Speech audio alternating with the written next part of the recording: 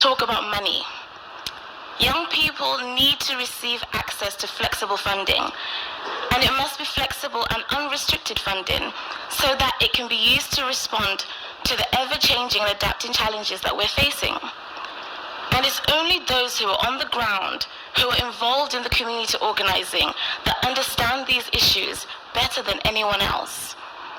But it's often the young people who are advocating, championing, and volunteering their time endlessly to advancing the SDGs who do not even know that meetings like this are happening right now, let alone have a say in how the funding should be distributed.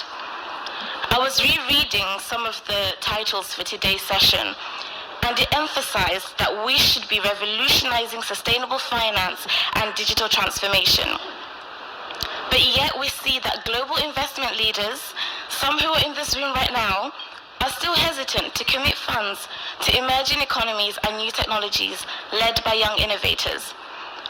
These young tech innovators are developing solutions that address real-time challenges in their communities, like Kiko, who's created an edtech startup that equips African youth with a skill-based training using AI for adaptive and interactive learning. And it was only with the support from the UNICEF Venture Fund that Kiko was able to scale his incredible idea fivefold and turn it into a transformative solution impacting more people in his community.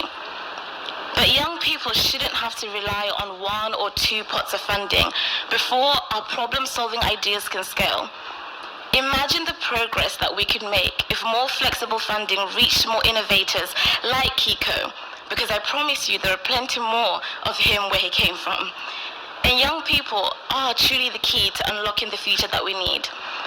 Therefore, world leaders and private sector members, on behalf of young people everywhere, I implore you to be fearless and dare yourselves to engage meaningfully with us beyond the surveys, beyond the tick box exercises, and beyond the photo opportunities.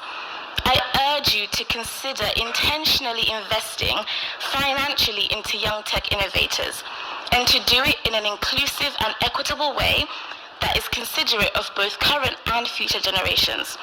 You see, this summit has mistakenly been named the Summit of the Future, when in reality it should be called the Summit of Our Future, because youth are ready to work with you and they're not short of talent.